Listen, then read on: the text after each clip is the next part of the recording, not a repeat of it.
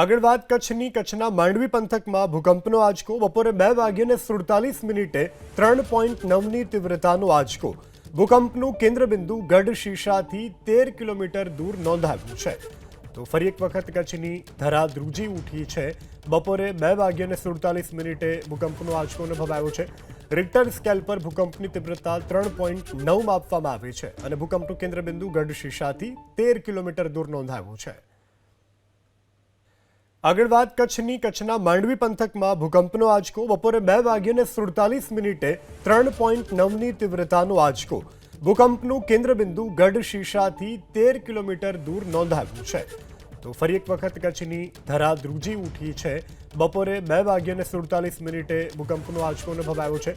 Richter scale પર ભૂકંપની તીવ્રતા 3.9 માપવામાં આવી છે અને ભૂકંપનું કેન્દ્રબિંદુ ગઢશીશાથી 13 કિલોમીટર દૂર નોંધાયું છે.